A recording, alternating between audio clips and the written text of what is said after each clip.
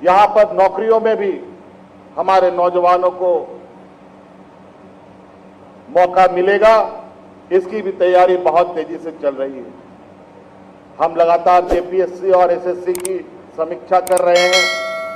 अभी उन दोनों जगहों पर चेयरमैनों का पद खाली हो रहा है, एक जगह तो पूर्ण रूप से खाली है।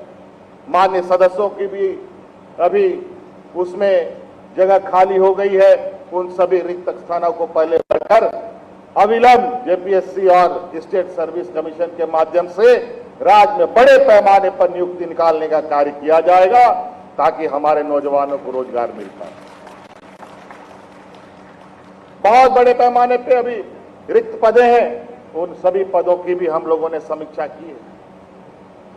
अभी इन दोनों संस्थाओं को सुदृढ़ करते हुए जो हम लोगों ने पहले भी वादा किया है कि नौजवानों को सरकार के जो हिस्सेदारी है उसमें जो भी आपको हिस्सा होगा वो हम लोग अविलंब देने का काम करेंगे। इसलिए साथी, बातें बहुत है, लेकिन आज सांकेतिक रूप में जो हमारी राज्य बिल्कुल ठप पड़ी हुई थी उसको गति देने के लिए मैं पुनः यहाँ और खुद से राज्य के हेडक्वार्टर से बाहर निकला हूँ, और भी कार्यक्रम के साथ हम अलग राज्यों में जाएंगे ताकि सभी जगह चीजें सामान्य स्थिति पर आए।